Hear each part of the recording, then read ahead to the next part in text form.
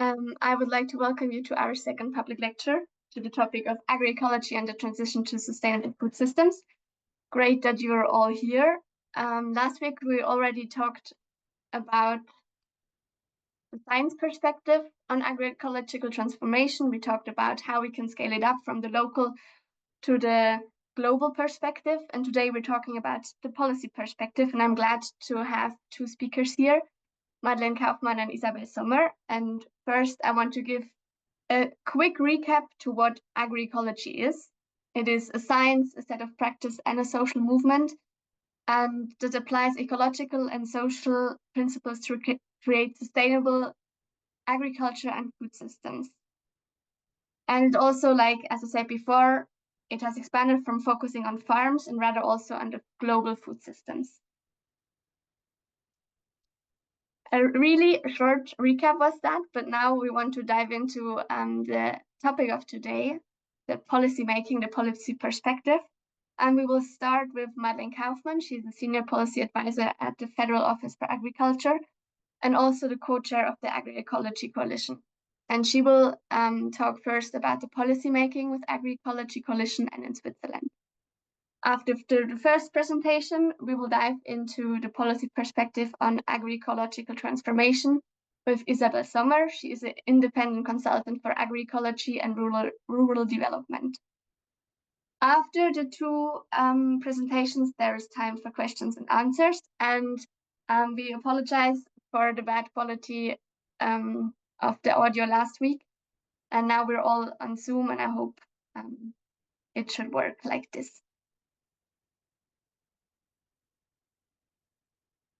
Now it's time to dive into it, and I welcome Madeleine to give her presentation. Thank you very much, Cora, for giving me the floor and also for the invite to today's agroecology public lecture with a focus on policy making. As you said in your introduction, I will try to shed light on the aspect of policy making through my involvement in the Agroecology Coalition, where I currently serve as a co-chair, and my work at the Swiss Federal Office for Agriculture.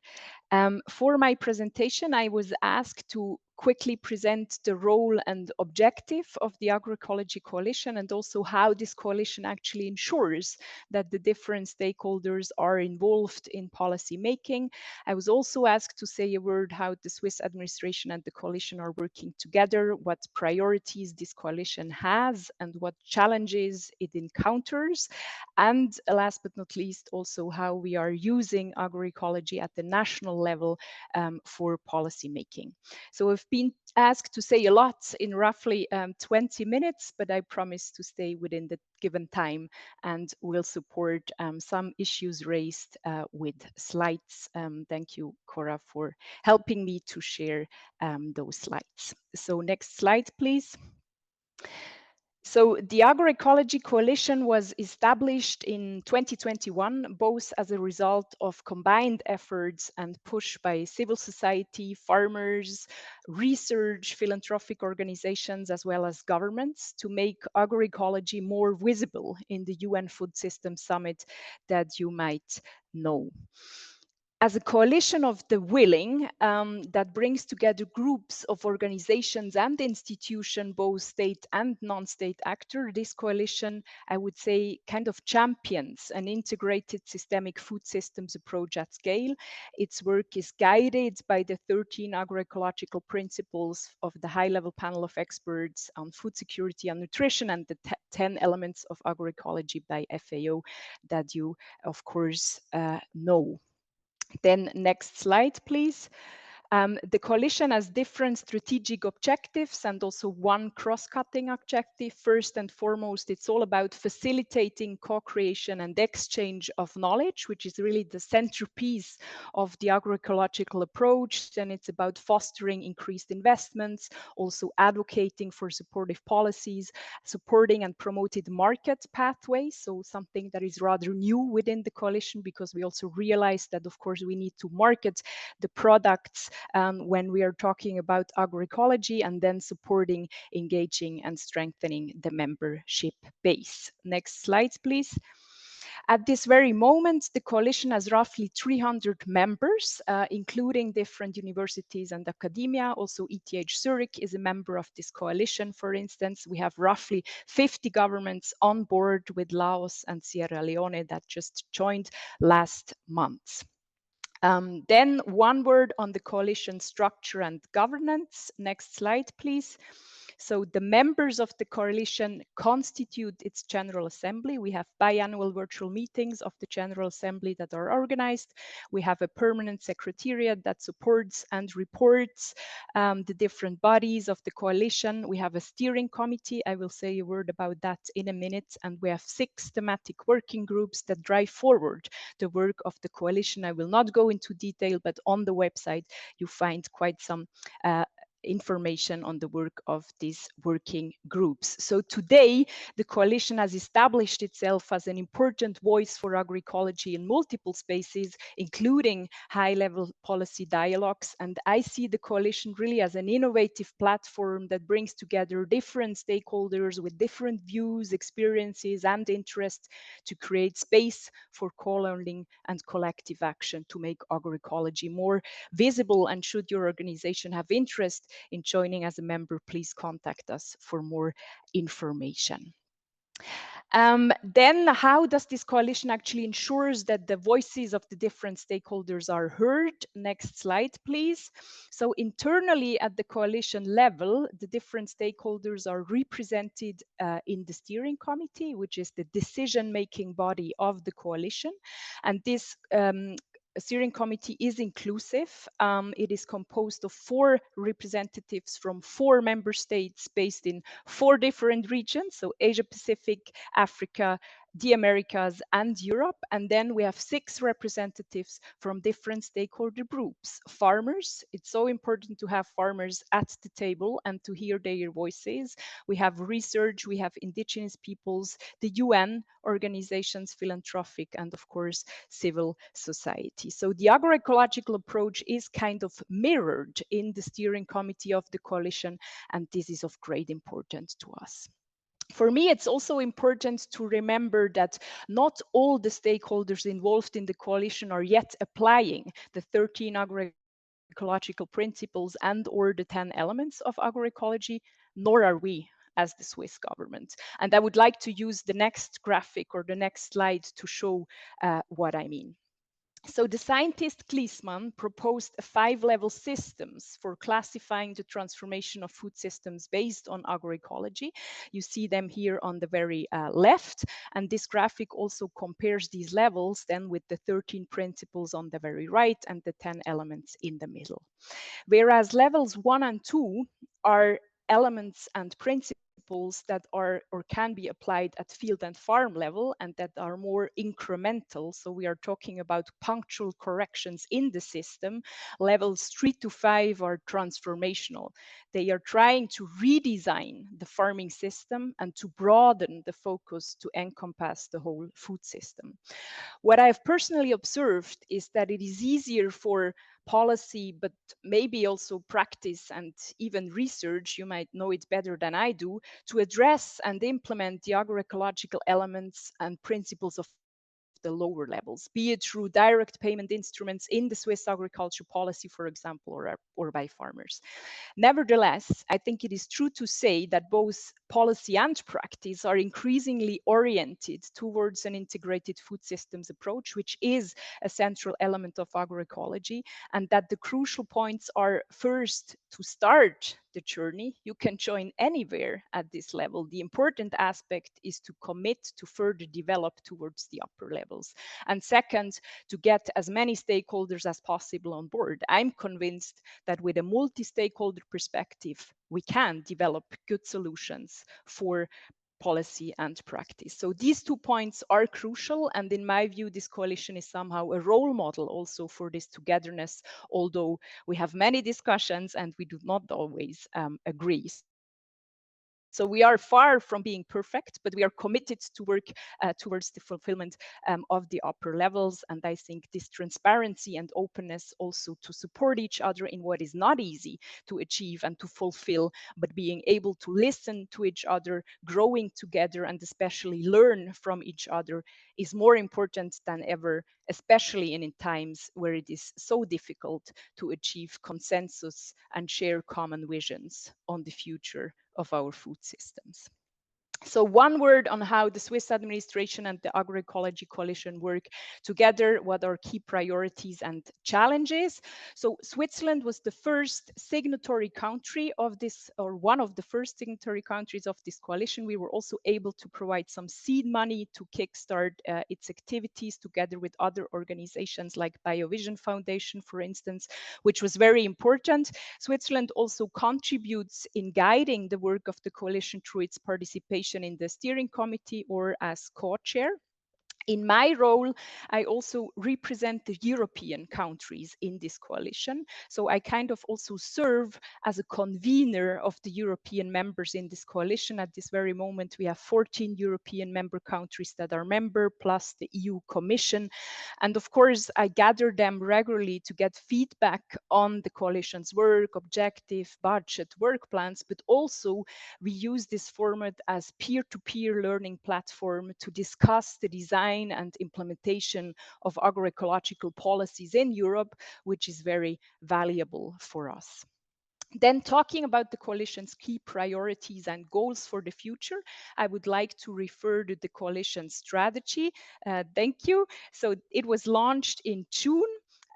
It is available in English, French, and Spanish, accessible through the QR codes here. So please have a look. I will not go into detail, but just would like to name 3 outcomes or expected outcomes that are highlighted in the strategy. So first, it's about establishing regular convenings of donors and investors regarding investment opportunities in agroecology, but also beyond that. So to also talk to the non-convinced, because we have cost-cutting pressures, we have competition of funds among the various sectors, and it's so important to also highlight that agroecology can address multiple sectors at once, be it nutrition, health, agriculture, etc. And that is a big opportunity.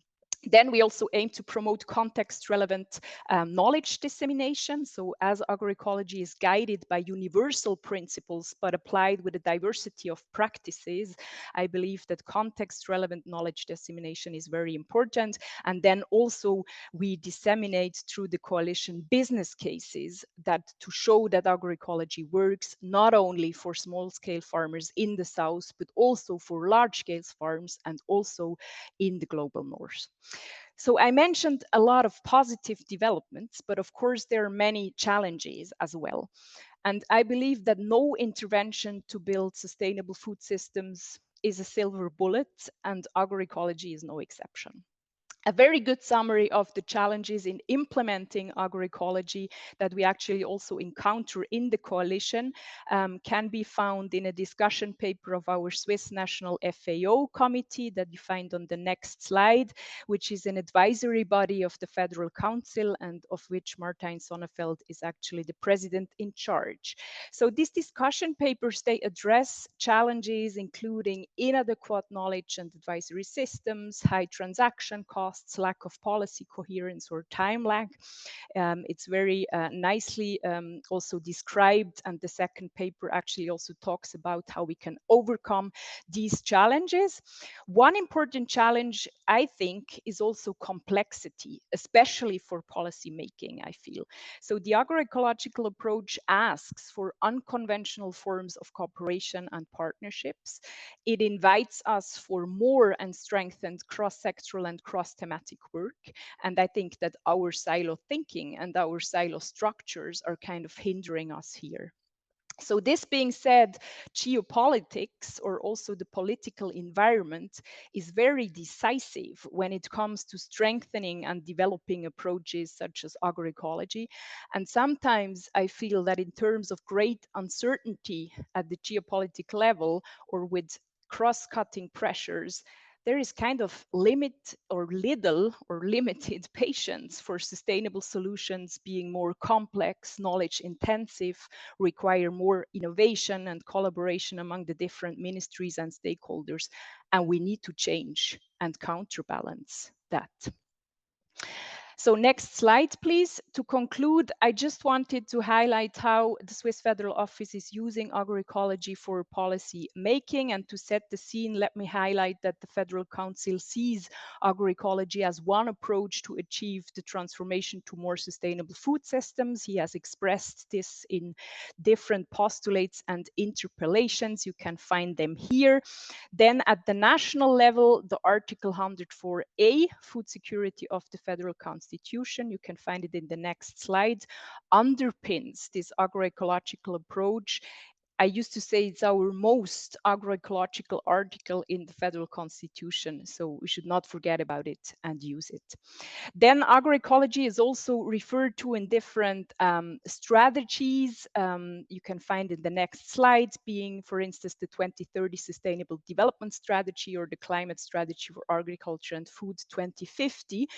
Perhaps the biggest adjustment, however, is that the Swiss agriculture policy should involve, and that's a mandate we got from the parliament, into a food systems policy.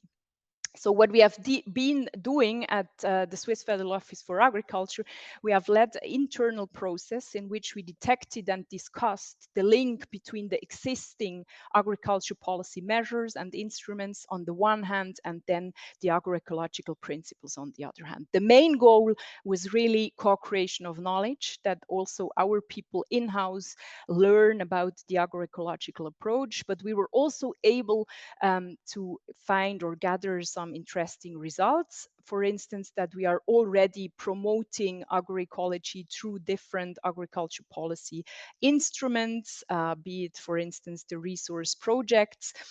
But we also found that the agriculture policy has more incremental than transformative effects. So more agriculture policy instruments that target the lower levels than the higher levels. But at the same time, and this is not surprisingly, but it was good to write it down, is that our agriculture policy has an impact on the entire food systems and that we are accountable for that. Then one other important finding that we were able to capture was that from an agroecological perspective, those agriculture policy instruments that work and have an impact at all levels, be it field, farm, and food systems, so that are holistic and or complement each other, are favorable. So from an agroecological point of view for policy making, it was very important that this expansion to a food systems policy was anchored in the report on the future orientation of Switzerland's agriculture policy beyond 2030. And at this very moment, we are currently having various consideration in this direction in-house, which I find very positive, to think how our agriculture policy instruments can be expanded to be more holistic. And I've brought a few examples. So for instance, we are trying to improve the legal basis for the systematic promotion of co-creation of knowledge through the support of pilot and demonstration projects or new decentralized experimental stations. And maybe a bracket here. So I think advisory services and systems, they play a very important role here and overall, because these systems and advisory service, they can promote this holistic view of the food systems independently, I would say, of a political cycle. And I'm very happy that Agroecology Works and BioVision Unitaire and others, and I'm sure that Isabel will also refer to that, actually launch now a project on how farmers can be coached in the agroecological setting, and also are paid for that, because often they share their knowledge for free. Then we have an ordinance on the promotion of quality and sustainability in agriculture and food sector, the so-called CUNAF instrument. Also there we used the agroecological indicators to enlarge the indicators for this CUNAF and to take into account social and ecological indicators. And last but not least, we are also having internal processes for a possible adaptation or expansion of the funding streams for innovative projects to make it more holistic. For instance, we have a resource project that will start this year on 40 farms with the aim to implement the agroecological approach in Switzerland. So also so far this resource project was a bit narrow, of course, on the resource efficiency, and now we also try to enlarge it and to get, for instance, consumers on board. So last slide, please. So in conclusion, how can we use agroecology for policy making? I think that agroecology can serve as a process to monitor the change when designing and implementing policies. For this, it needs to be also made more measurable. And I think there are different projects that are happening at the Swiss level at the moment. It can also serve as a systemic approach in order to keep track of the evaluation and development of the entire food systems, and especially of its complex interdependencies. And it can also help us to highlight synergies and trade-offs in the agriculture policy instrument, something that we also found in our internal work. Then awareness raising is of utmost importance. We cannot invest enough in it, also in-house here. We will holding another workshop internally in the near future to kind of refresh our understanding of what is meant by agroecology and how it can be used in policy design. And last but not least, I think an enabling political environment is very important, and we are all jointly responsible for that with our votes at the ballot box, but also by talking to people, explaining what agroecology is, how it can be implemented, and how it can help to make our food systems more sustainable and fit for the future. So that would be from my side. I'm happy to get some questions, but also to turn over the floor to Isabel. Thank you.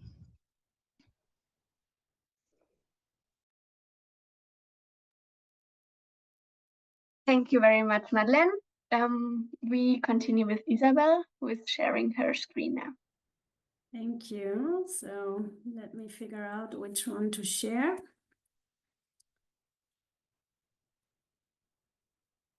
So can you see the presentation? Not yet. Can you start it?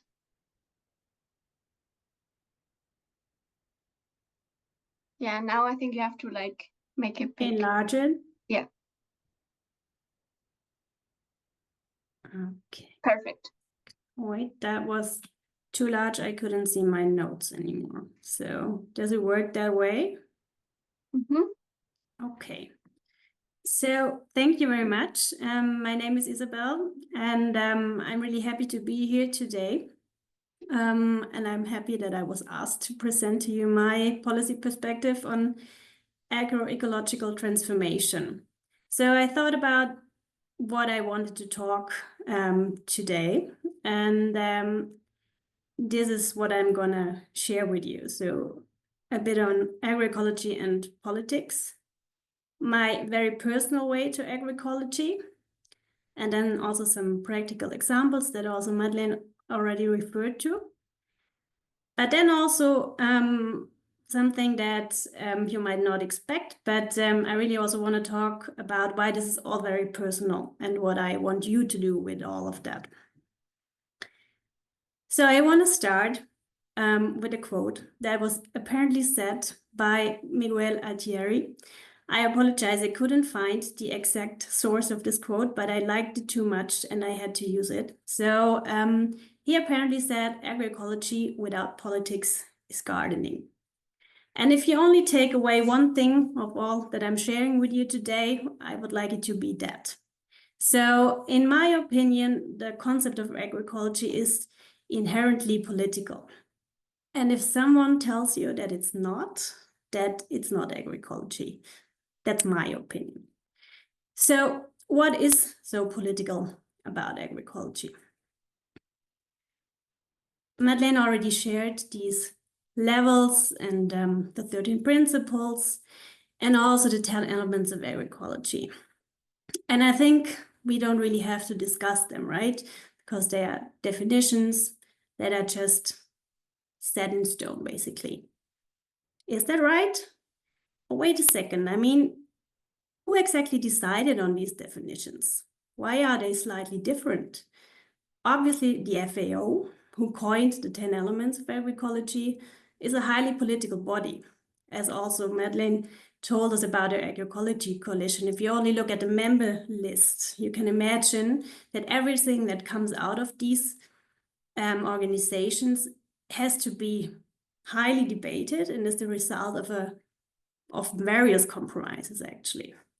Still, I'm not going to talk about this much more. I just wanted to make the point that you always have to consider where ideas and guidelines come from and that they are not neutral in themselves.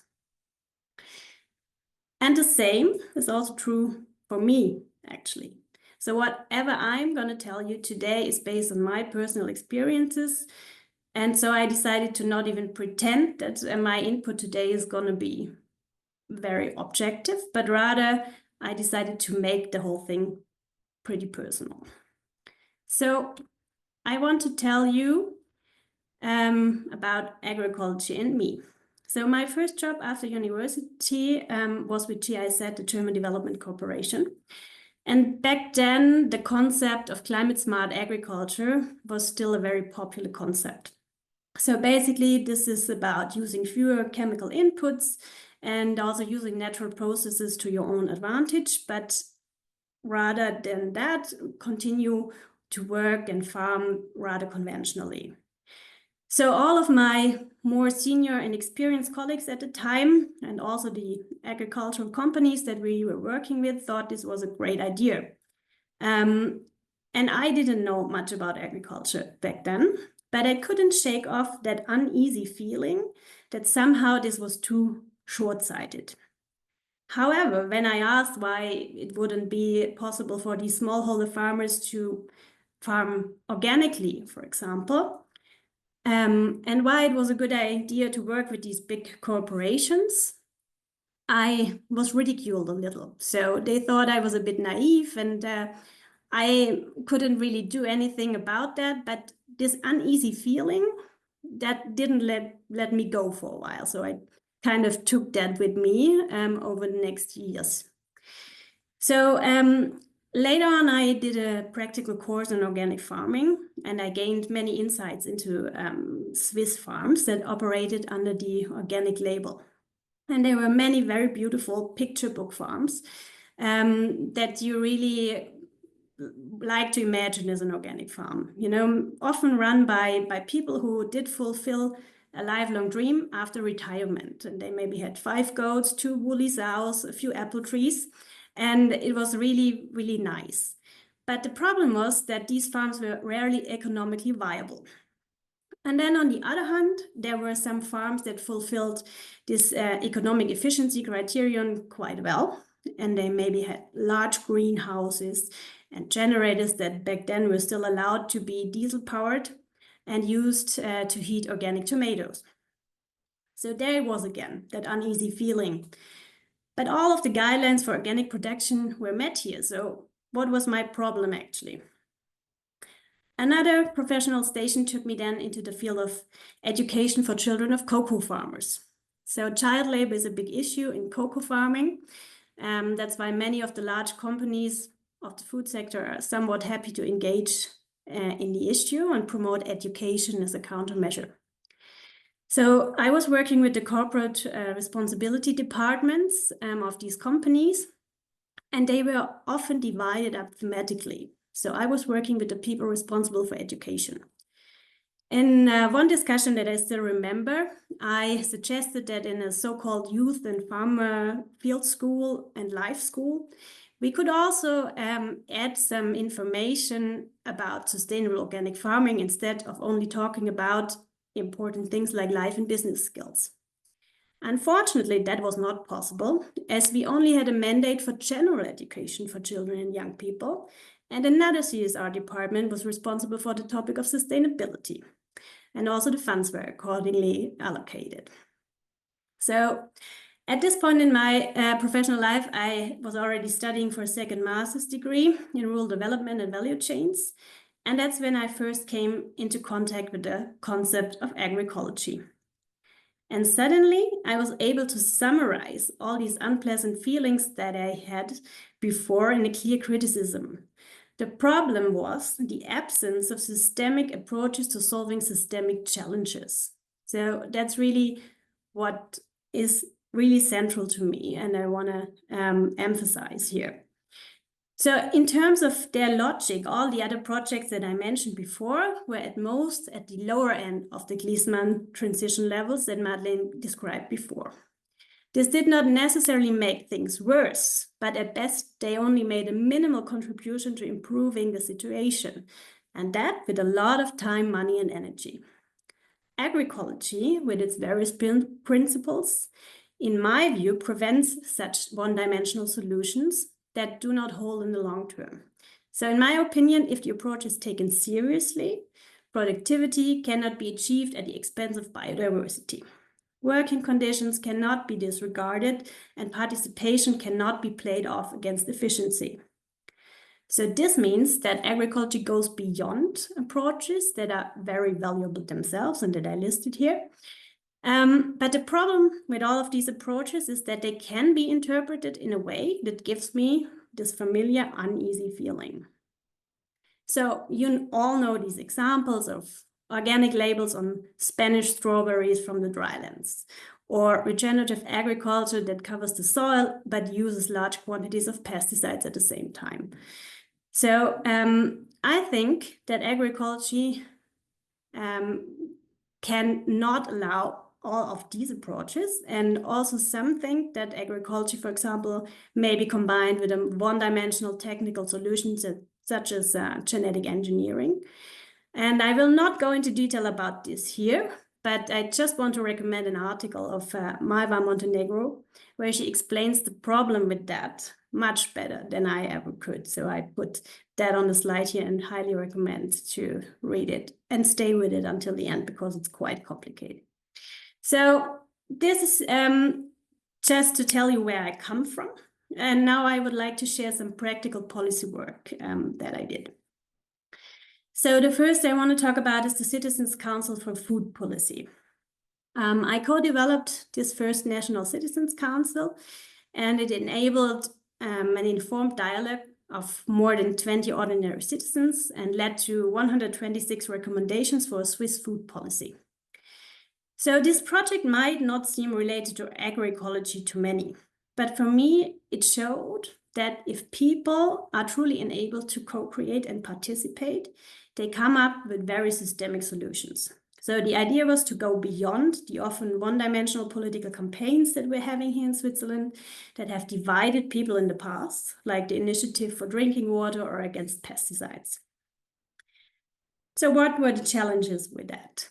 While we were quite careful in selecting participants from all political leanings and gave them access to diverse scientific input, the whole process was seen as very political. And it made many people pretty nervous.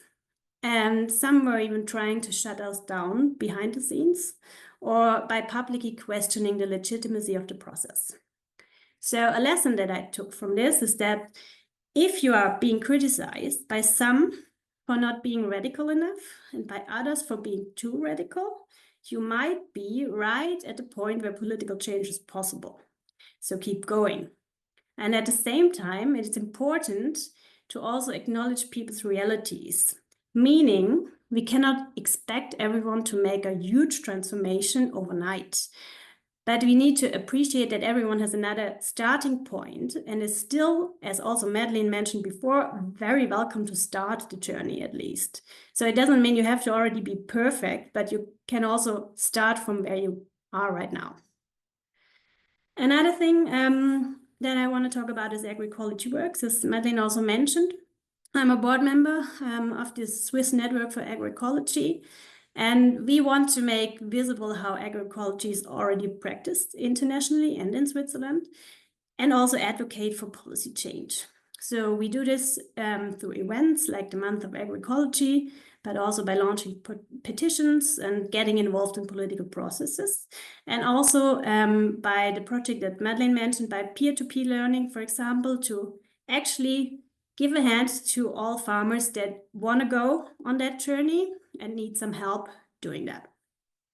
So again, the challenge, we are perceived as being too political or too radical by some actors, so they might have trouble working with us. This also means that parts of our work are really hard to fund. And again, the lesson for me is that we are right where we are supposed to be. But I also think it's important to acknowledge that to successfully change policy, we should be allies to other actors that are also trying to support change, but might be more restrained by political realities. So we have to get away from this perceived divide between farmers, NGOs, governmental actors, and work together, like the Agroecology Coalition is doing right now. The last example I want to give you is my current work of consulting on agroecology and rural development. So this idea of working together and staying in dialogue is also what guides my work in this space. I really believe in bringing diverse stakeholders together and listening to their perspective. My challenge here is also very often, I first have to prove that I really mean that and do not have a hidden agenda, or that it is even worth talking to me, a German woman with a master's degree but no real practical experience on a farm. So this work is very personal. Only if you are credible, you might get people to trust you and maybe even dare to start something that results in real change. So to summarize, I don't want to deny the important role of all the concepts that are part of an agroecological approach or put them in competition with agroecology. But I want to say that exactly the political dimension of agroecology is what convinces me most. Okay, I think we can start with the first question. There is already one in the chat. I will read it out loud. You mentioned that the stakeholders or participants are not yet applying all 13 principles of agroecology. How is or isn't the goal of social values and diets applied? Level 4 culture and food transitions in Switzerland and in other countries you work. So can you repeat it again? Why the nutrition and social dimension is less applied, or? I think how is the goal applied or not applied in Switzerland and in other countries? Okay. The social values and diet. Mm-hmm. Yeah, thank you very much for this question. I think just what I observe as being active in this agroecological scene, be it internationally but also at national level, is what I said, is that it is easier often to apply the principles of the lower levels, especially also because agroecology often is linked or comes historically as a science, as a practice from the agriculture sector. So what I observe is also that often, especially in the Swiss agriculture policy, we as Swiss Federal Office for Agriculture, we are talking about agroecology, and then of course it comes from an agricultural angle. But what we really try to do is more and more, and that is something that Isabel also highlighted, and what I think is very important, where she mentioned her experience in the cocoa farms, where the teams are divided up. So what we really also try to do at the Swiss Federal Office levels is to work more and more together across the different sectors. For instance, with the Ministry of Health, and they have also the dietary guidelines they have refreshed lately. And I think that's where we need to create also spaces to work together to also address the different issues. And as I said, also raise awareness about this concept. I often say to my colleagues in-house, if you try to think about a project or if you try to evaluate a project, think about the 13 agroecological principles, take it as a toolbox so you can be ensured that kind of you address all the different issues of a holistic and integrated food systems. And this can be of help using it as a compass, for instance. Thank you very much and welcome back, Isabel. I just opened up for questions, but as you're back, I would like to ask you to finish your presentation, and then we get back to the question. Thank you. I'm really sorry. Apparently, I was getting too political, and I was somehow kicked out. So actually, I was about to finish. I just wanted to finish with a call to action. As you may see in the slides that are going to be shared, I wanted to mention the month of agroecology again, of Agroecology Works, and I encourage you all to have a look and participate, and stay engaged and make it personal. Yeah, that's what I wanted to say. Thank you very much. There's already a question for you in the chat. I will read it out loud. Do you see financing as a problem for the farmers that are willing to transition? What financing options do farmers have? I'm asking since I'm working in proof of concept for decentralized microfinance lending platform. Thank you for your insight. Yeah, very good question. So I think it again depends on what you're trying to achieve and at what speed. You can start quite easily and it might not be too expensive, but you might even be able to gain some money, by on the farm level, starting by producing your own compost, being more independent from external inputs, trying to share knowledge, or even reach out to others who have already successfully started that transition journey. So I think if you start at that level, this might not be expensive in a money-related way, but obviously you have to invest your time, and that's always very precious for farmers. And I agree that many might be hesitant to go on that journey if it's not clear what they're going to gain from it. And I think one point is very important that Madeleine mentioned also before, that there has to be a market for that, or agroecological product in the end. And I think that's something that in many projects has been forgotten in the past, that people have been trained and there have been nice changes at farm level, but then nobody's paying for the extra work. So I think it's not that easy to do a lot at the same time, and that's also not what I would suggest. You don't have to work on all 13 principles at once, but start the journey at one point. And then I also think, from my experience, there's some money around to support you on that journey. It might just be hard to get the information on that, but there are more and more projects that are working on agroecology and that are actually also looking for farmers that are willing to go on that journey. So I think one important aspect would be to link those willing farmers up to these projects. I hope that answered a bit. Maybe I could add something from my side, because I think that the question is excellent, and it's also a question that I often think about. Next to my work at the Swiss Federal Office for Agriculture, I'm also employed on a farm, and I consider it to be a very agroecological farm. And this spring, actually, my bosses invested a lot of money in an agroecological measure called keyline management, which tries to kind of improve the water retention in pastures, but also cropping fields, and invested quite some money.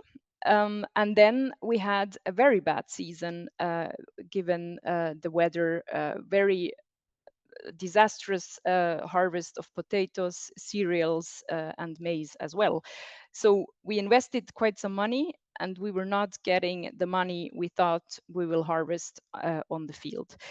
So, and the risk, all this risk of having invested in something that tries to become more and more agroecological, stays with the farmer.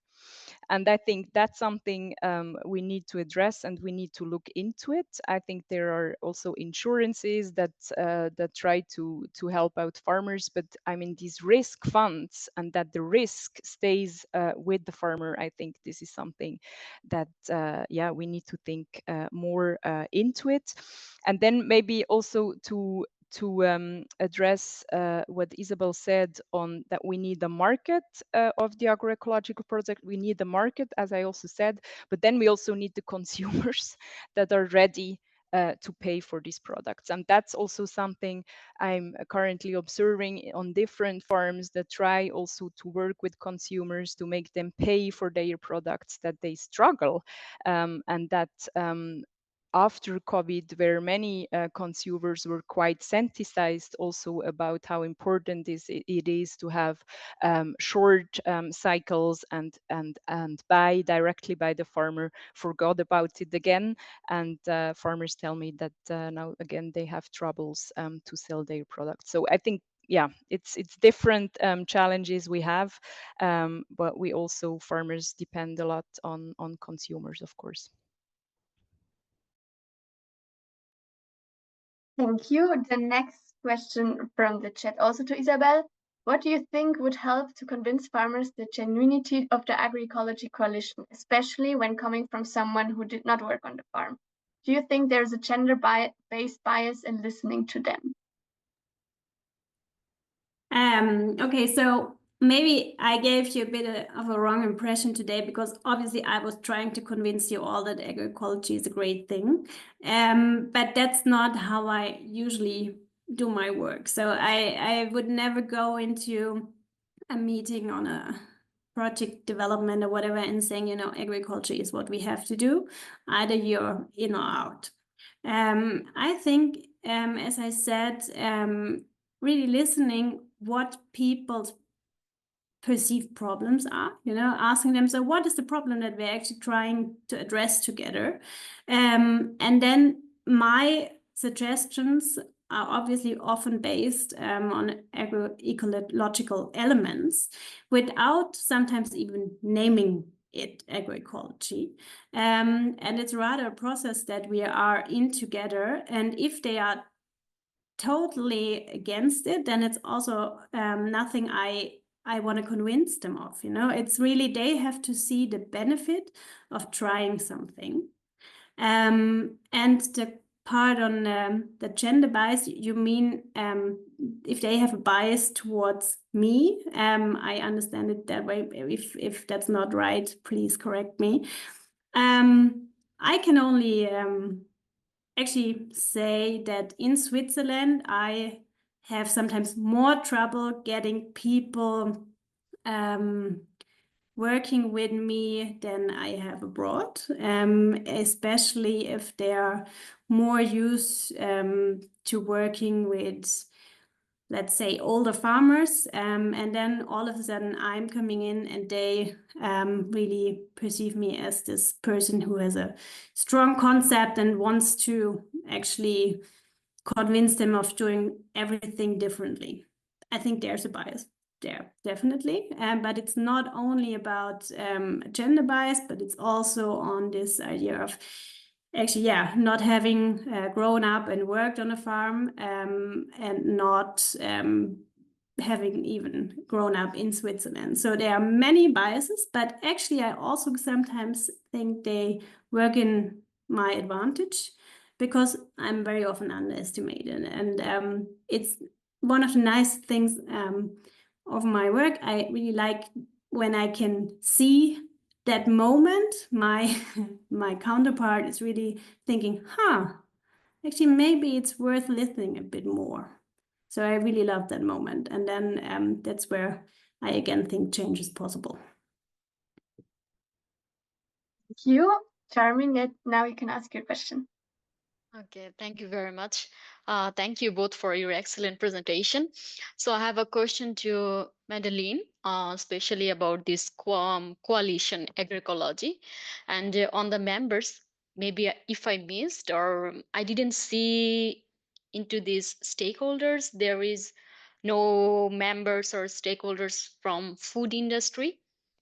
I don't know if there is a member or what. I understand that agroecology is such a vast idea, and also cooperation of like input suppliers, farmers or consumers, and also there is a role of big companies or like food industries, because I understand that from agroecological perspective, there is some risk of crop yield losses or quality, or a lot of risk is also associated. So what do you think about the role of those food industry people? And also, do you see the opportunity of labeling or price markups to encourage agroecological adoption? Thank you, Charmaine, for these questions. So I got two of them. So maybe first on the food industry. So yes, I think they have a role to play, and they are an important player. So far, none of the big food industry companies is a member of the coalition. We are not closed to them. What we have a lot, or quite some, is SMEs, small and medium-sized enterprises, that also often are underestimated what role they play in actually the transformation of our food systems when we are looking at the global scale. So I think it's also very important to have them on board. And to further also develop to involve them. It's a coalition of the willing. It's open to everybody. Of course, you need to sign up a declaration of engagement. So what I said before, you need to declare that you engage to work towards the fulfillment of all the principles, but actually it's open, just to make this clear. Then on the labeling, it's a question that I'm asked a lot. I don't have a perfect answer to it. I think there are pros and cons. I often think we should be a bit cautious in going that direction, because in the organic farming, we have addressed this labeling issue, and it's also very prescriptive in what is allowed and what is not allowed. And Yes. I see agroecology is a more open concept. It is based on global or overall principles that then can be applied to the local context as it best fits. And I think that's a strength that we should keep, and not try to fit it maybe into a way of being very descriptive or what is allowed and what is not allowed. But of course, there are also pros of having a label being more strong on the market and so on. I'm not an expert in that, but I know last week I met people from Slow Food from Uganda and Kenya, and they are actually developing through the participatory guarantee system, the so-called PGS, some agroecological labels in East Africa. So you might want to have a look into that as well. I can liaise you with the people if you want. Thank you. Okay, there are still some questions in the chat. I asked one that like thematically suits the first one from Charmin. Like, what should be the role of big companies to support agroecology on their supply chains, especially for commodities that usually have a high farmer rotation or when most of the land is leased? Who wants to answer this question?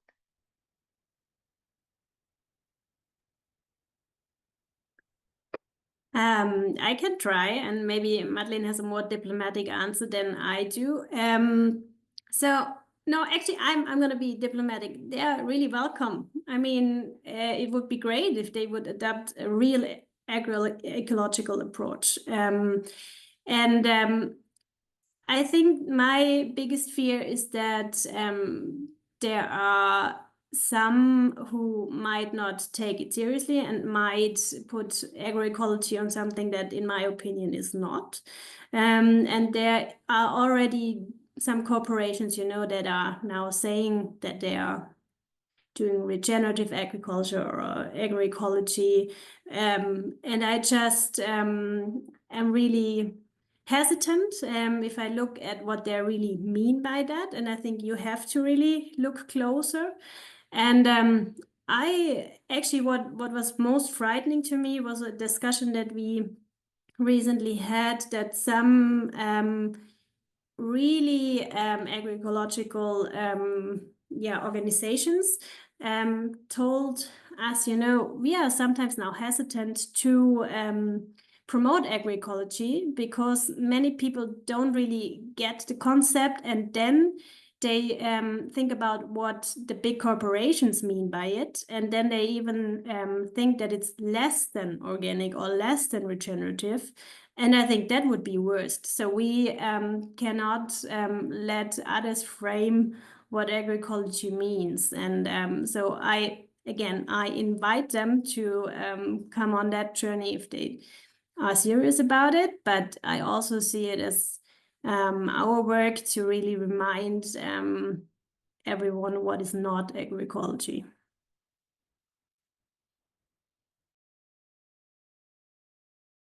Thank you. We are running out of time.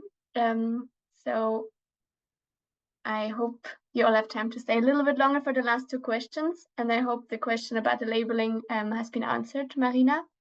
So one question was to Isabel, how do you address external challenges such as financial opposition, lobbying, or other forces that hinder the advancement of agroecology and your work in this field? If only I knew. Well, I mean, by doing things like this, by trying to really stay in dialogue and trying to lobby with, for example, Agroecology Works, trying to raise awareness, as also Madeleine said, and also, yeah, working a lot on taking that fear of complexity from people and really starting them on the journey, as I said before.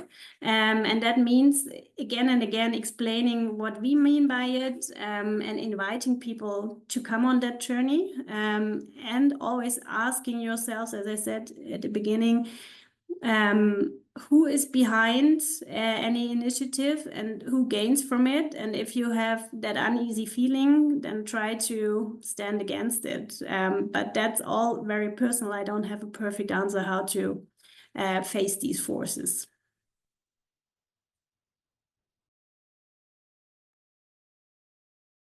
One last question to Madeleine.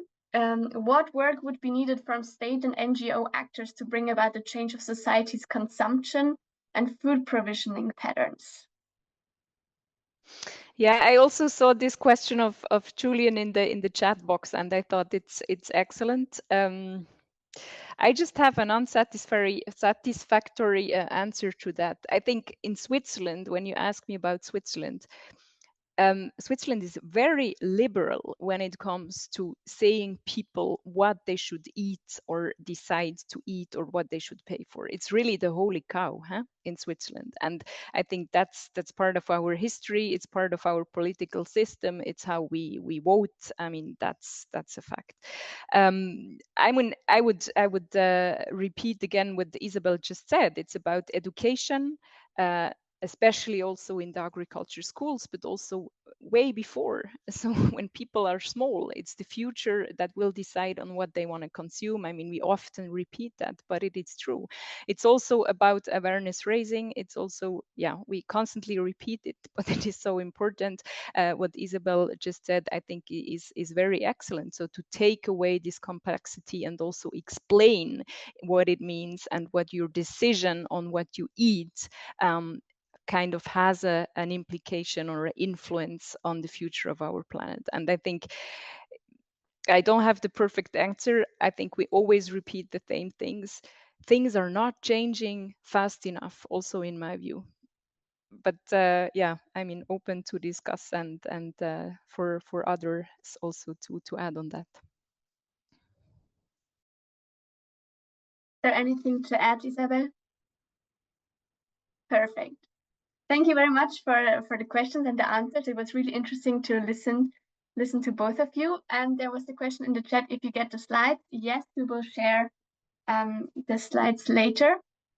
And I want to invite you to our last public lecture next week about agroecology as a tool for food system transformation with Stephanie Pondini from BioVision and Rémi Cluzet from FAO. And I also invite the students to meet here again at 5:30 for the student discussion. And the rest of you, I wish a wonderful evening and thank you very much for joining.